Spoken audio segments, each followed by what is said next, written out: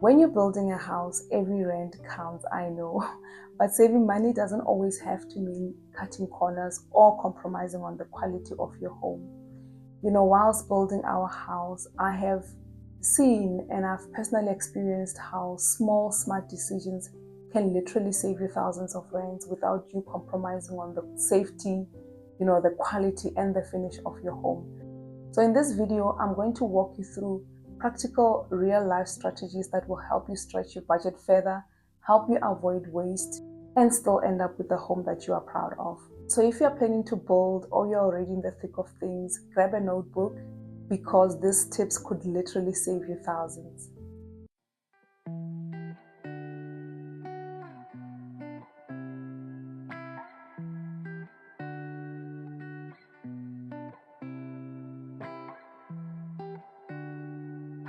Hello guys, hello YouTube family. Thank you so much for joining me on yet another video. If you are new here, my name is Vitumelo Mtiani, and on this channel I'm documenting our raw journey of building our dream home right here in South Africa. So if that is the kind of content that you enjoy, guys, please do click that red subscribe button. Please do comment on my videos and like the video if you did enjoy it. So guys, without wasting any more time, let's get into this interesting video. Saving money starts before you build. In my opinion, I think a lot of people get into trouble because their budget is either too general or is based on a cost per square meter that they found online. So here's my advice.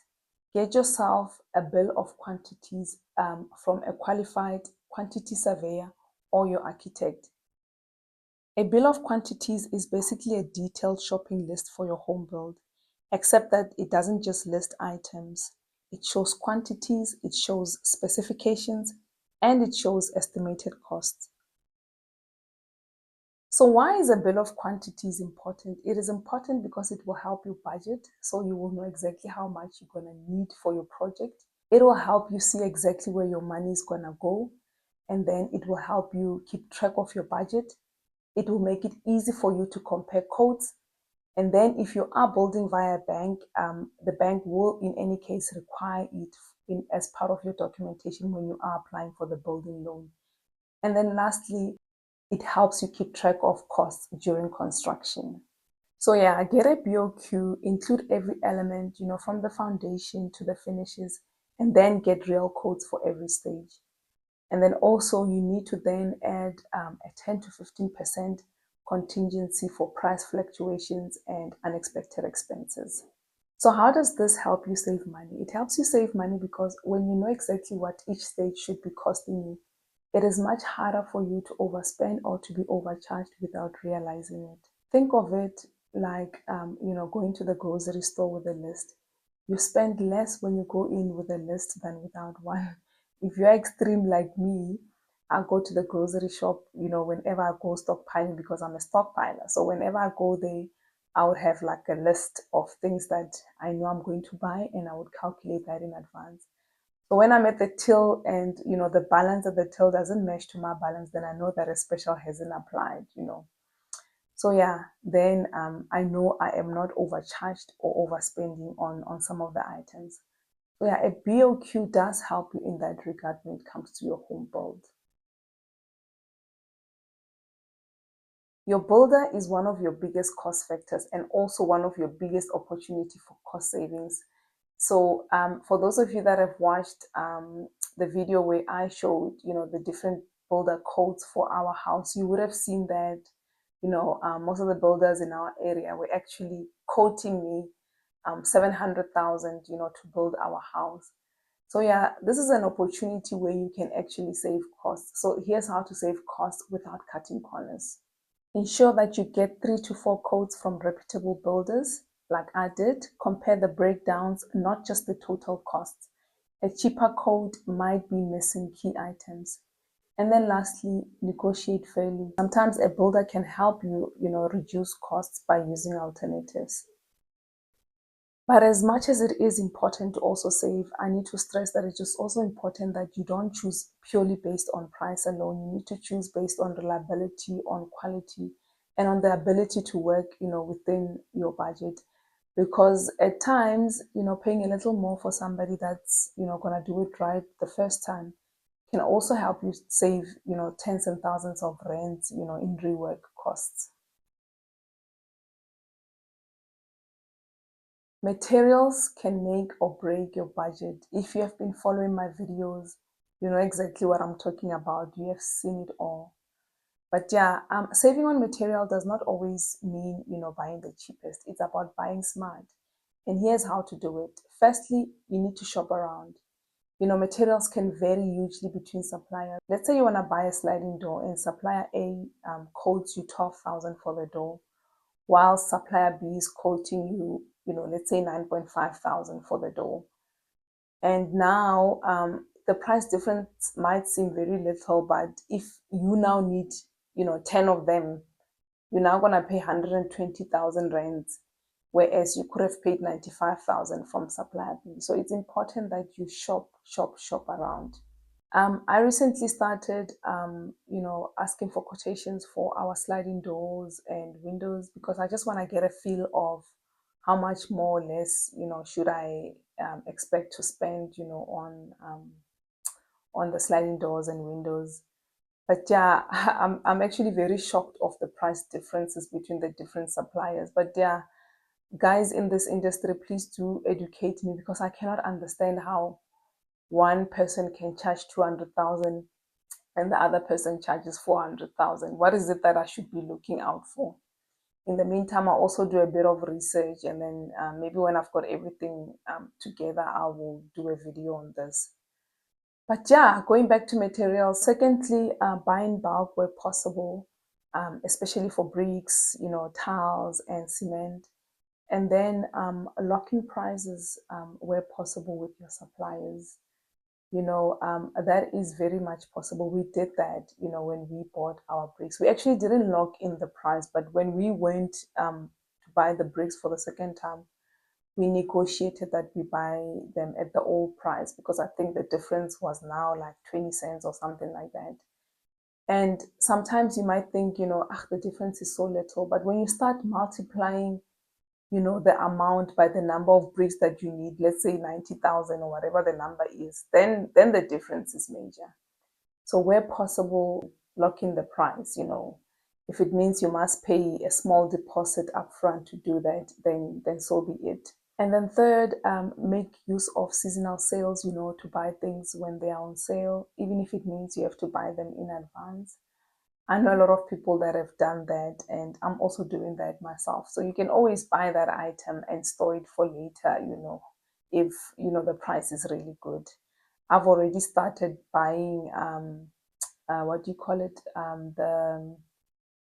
The flashing machines that you put inside the walls, for our bathrooms. So I've been buying whenever there's a sale and storing it safely. So yeah, when the time comes, I know that, the cost is going to be much lesser. So yeah, make use of seasonal sales. You can even buy your taps, I've got a friend of mine that even started buying her appliances. So if you know exactly what you're going to need, you can start buying in advance whenever there's a sale. I actually think that, you should only plan your house or plan the design of your house once you know exactly how much you are willing to spend on your house. Because, your design is not just about how beautiful your home will look, it also has a major impact on cost. Complex roofline, unnecessary curves, or non-standard windows can blow your budget, guys. It can blow your budget. I always say the one thing that I think, like has a major impact on costs on our house is obviously the slab. But now that we're done with the first floor, and I'm thinking now we must go and build another slab because our roof, I'll just put up a picture. Our roof is basically half slab and half tiles. And the thought of going through another slab phase, guys, it's just daunting. So yeah, one thing that I think, I don't know if I would necessarily change it because at the same time, the slab makes the house look beautiful, But in terms of costs, I don't know. I don't know. But I like my house the way it is. And I asked my architect to design my house, that way with with half a slab and half tiles for the roof because I wanted our design to be timeless. So yeah, you need to make sure that you know what your budget is before you even begin to plan, your house design because that has a major impact on what you're gonna spend at the end. So yeah, if you want to save without compromising style, you need to ensure that you keep your design structurally straightforward, you stick to standard dimensions for doors and windows, and you minimize excessive changes in roof height or layout. So yeah, a good architect will design you something that is stunning, but also, cost efficient. It's important that you don't just design for beauty alone, but you design for beauty and cost efficiency. And I can remember when we first met with our architect, he kept on, emphasizing, we need to design a house that is cost efficient.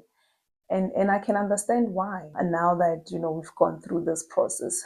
So yeah, guys, yeah, you need to bear that in mind.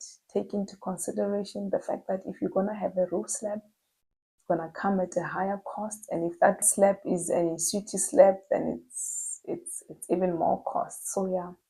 Also, when you having cantilevers in your design, just remember that that might also restrict you in terms of the type of slab that you can have. You might not be able to do that rip and block and the top floor that you guys love so much. So yeah, guys, just bear that in mind.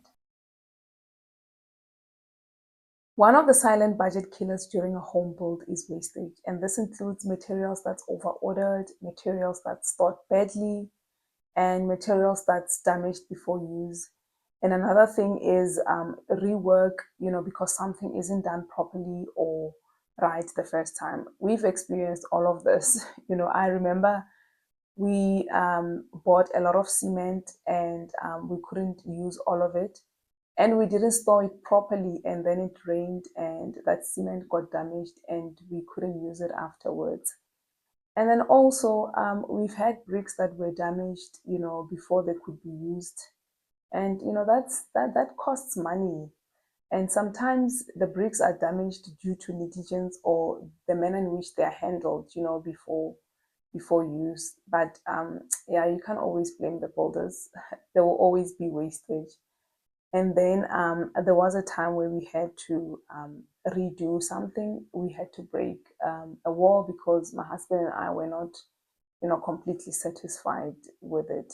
So yeah, if possible, really avoid wastage as much as possible by making sure that you store materials properly because rain can ruin cement, sun can damage pipes, and dust can scratch finishes. Make sure measurements are double checked before cutting anything and supervise key stages. You don't need to be on site every minute, but checking progress regularly usually prevents, costly mistakes from going unnoticed. I think I've mentioned this before in one of my previous videos. Where possible, try and do DIY yourself. There are things that you can do yourself to save on labor, but obviously you need to know your limits. DIY needs to make sense, and there are things that you can do that make sense, such as painting, landscaping, installing curtain rails, and things like simple demolition work that you can do. But leave the structural work, the plumbing, and the electricals, to the professionals. Doing this yourself can lead to safety hazards and expensive fixes.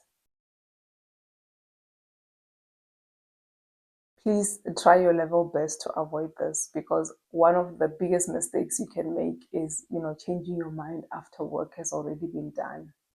Because you know what, every time you have to move a wall, change a tile or change a window side, it's not just the cost of the new item, but it's the labor to remove, to redo, and, reinstall that particular item. So yeah, please try your best to avoid this by ensuring that you finalize your decision before each stage begins and you work with your architect, to help you visualize the end result so that you are confident before the work starts. Think long-term savings, guys. I cannot even stress that enough. Sometimes spending a little more now can save you money for decades. For example, it's important to invest in good insulation, as that will reduce your heating and cooling costs, majorly. I think I've mentioned this in one of my videos that, for us, it was important that majority of our house is north facing, because guys, we have gone through so much torture in this current house. In winter, it is freezing and the heating costs are just crazy. So, when we sat down with our architect, heating was like our top priority, because the area that we live in is very, very, very cold. For those of you that know Middleburg is extremely cold. So yeah, guys, it is important to consider things like, for example, using energy efficient lighting and appliances. Consider solar from the start instead of, retrofitting later. These are costs that you basically pay back every single month.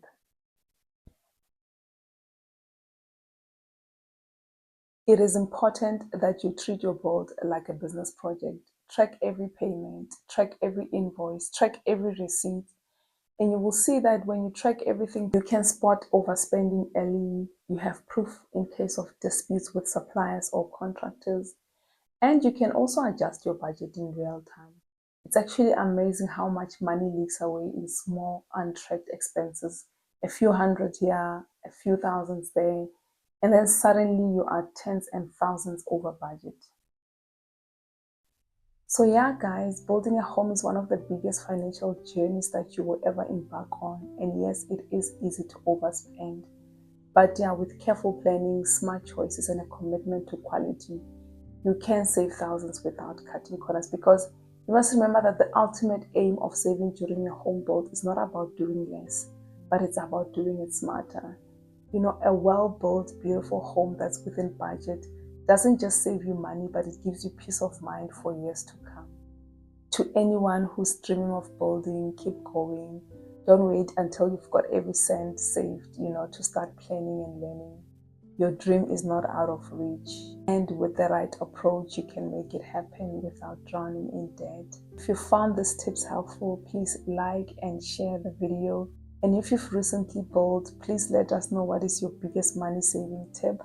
And until next time, guys, keep well. Love you. Bye.